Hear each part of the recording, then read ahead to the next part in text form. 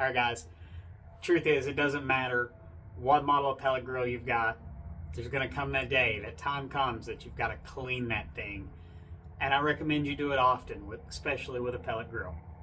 Now today I'm going to be cleaning a Weber 600 sear wood, and I'm going to show you how that process works with this model, or at least how I do it, and understand that it's going to be fairly similar no matter what model of pellet grill you have. So let's get to it. Now these are the items I'll be using today to clean out this pellet grill. I'm going to have some Goo Gone Grill Grate Cleaner, some paper towels, a pair of gloves, some Reynolds wrap, and of course I love to use a vacuum just to help get rid of that extra dust in my pellet grill. I use a shop vac that is battery powered. Now as we start this process, we're going to work from the top down. So we're going to start on the very top grate. I'm just going to knock that off with a grill brush to start. Now just use a regular old grill brush with the bristles. And these are the plastic bristles for those of you that are worried about the steel ones getting stuck on the grate or in your food. Now I start with a cold grill when I do this because these are plastic bristles and because I'm going to be vacuuming up wood dust in a few minutes. I don't want to wind up with any of that hot ash going into that.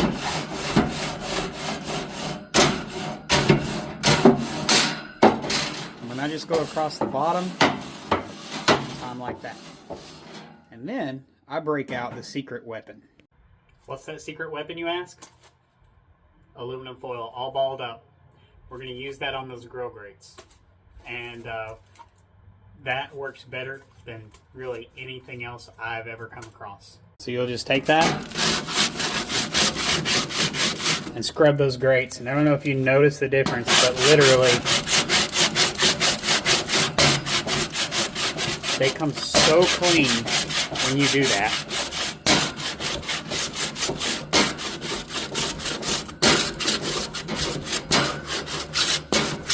So I'll do this for a couple minutes just to get everything off, and then I'll spray it down with my Goo Gone, let it sit for a couple minutes, and go back over it with a rag.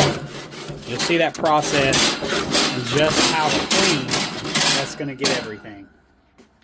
And I took the liberty just to flip that grate over top, and then I'm going to do the exact same thing on this side. And now that I've got all of that done, I'm just going to go ahead and squirt that down with my Goo Gone, and I'm going to pay extra attention to that temperature probe in the back. Now that's where it's located, right there in the back center on the Weber sear wood, but it may be in a different spot on your grill. You just make sure that you pay extra attention to yours as well.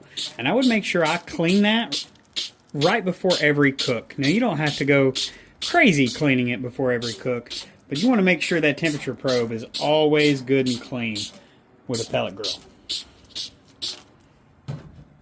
So we'll just coat that down and we'll let it sit for a couple minutes before we come back and wipe it off. Now while that's sitting and that Goo Gone's doing its work, let's talk about how often you should do this. And that's really going to be up to you. You can do it after every single cook if you want to. But for me, I try to do mine after about every 30 to 40 hours worth of cooking. I try to give my grill an absolute deep clean. Now I take my brush and scrub my grates after every single cook. But as far as really tearing this thing down, getting down to the nitty gritty of it and getting it clean, I do that every 30 to 40 hours worth of cooking time. That's just kind of my personal rule. That's where I feel it's best. You could do whatever you want to do though. Now we're just going to take a paper towel and we're just going to go over these grates.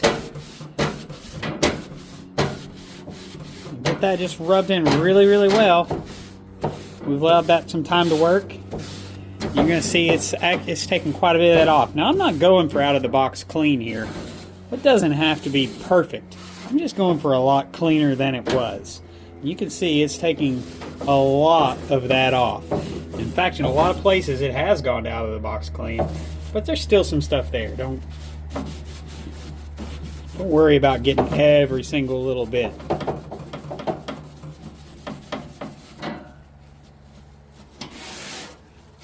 And we'll take this top rack off so we can get better access to the bottom. I'm just going to rub those inner walls there. Get that cleaned up, and then we'll pay some special attention cleaning up that probe. And then we'll get this grate. I'm not going to show that whole thing.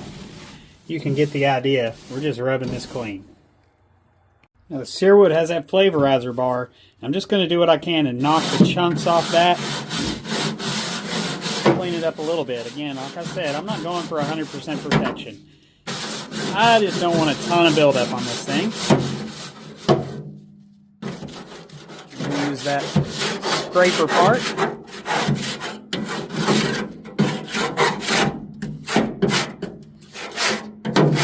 So I'm going to finish this up and then we'll get to the next section. So we have that thing cleaned up as much as I want it to be anyway. I'm just going to go ahead and pull it out and set it aside. And then we're down into the bottom. Now this heat deflector, you may or may not have one of these. The Weber does. I'm going to remove that. And I'm just going to turn that sideways because it's going to be full of ash like that. We're going to dump that down here. Okay? Once we've got that empty, we're just going to look right down here. Now this is the crucible, and in any pellet grill, this is going to have some ash in it. You're going to want to get that vacuumed out.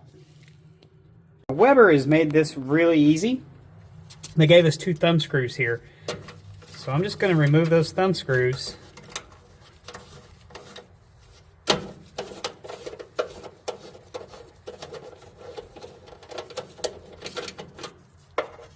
And we're not going to lose them, so I'm just going to set them aside when I do that. And then we're just going to take right here, we're going to pull that out. And then we can just go ahead and dump it right here into the bottom. We'll pay some extra attention to this in a minute, but I'm just going to set it up here next to that heat deflector. And we're just going to scoop all this, everything we can down. We're going to pull this piece, shake it out. And I'm just going to set it up here for a few moments as well. Because all of our attention is going to be down here in the bottom. We're just scooping everything to the bottom. Because Weber gave us a great clean out system that I'm about to show you. But the other thing they did was they gave us this wonderful little tool. And so I'm just going to take this tool and I'm going to go all the way around and just scrape everything down into the very bottom. I'm not going to show you all of that. We'll come back when that's been done. Alright, we've scraped all that down, and there's a catch-all down here that's got what we've scraped down. We'll be dealing with that in a few moments. But first I'm going to go ahead and I'm going to pull out the vacuum. I'm just going to vacuum around down in here. Now, Weber has this catch system. And so we've got this pan, and it's got some grease in it and a little bit of ash. And then above that, this is also removable. We're going to leave the pan in there so we can clean all that out. Okay, now that's what was already in there plus what I've scraped down into there. I wanted to point this out because don't be fooled. Some of these modern pellet grills, like this Weber, Traeger's and others, have systems like these to catch all this. And that's fantastic. That will greatly reduce the amount of cleanup you're going to do and make the cleanup you do much easier.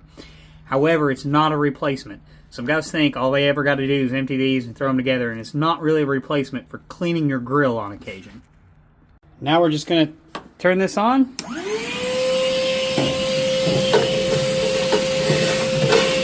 Vacuum all of this out.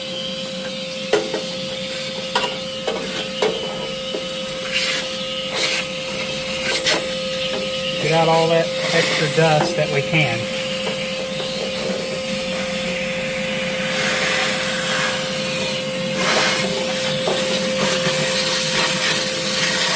And don't forget to vacuum those extra pieces as you place them back in your grill, if you have those.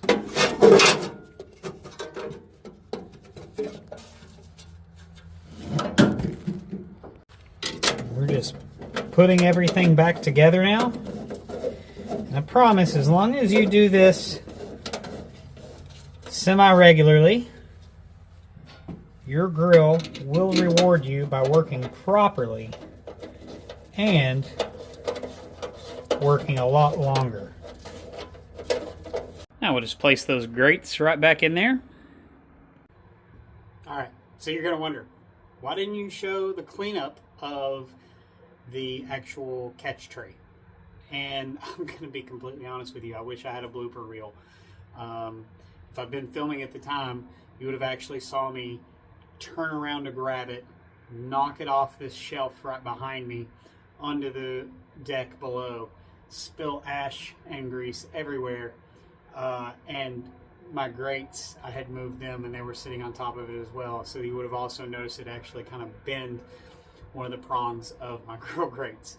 I'm not real thrilled about that, but it is what it is. Easily bent back with a pair of pliers, but that's why it's not shown. And yeah, don't do that. And for the outside, well, Weber's made this a nice enamel, so it stays pretty clean anyway, but I'm just going to spray it down, wipe it off real good. That's just something that I like to do.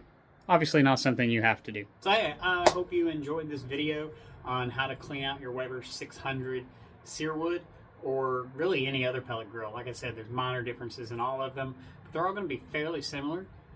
Follow that process, you're going to know what to do when you get to things. And if you don't mind, please help me out by clicking like, subscribing to this channel, and sharing this video with others.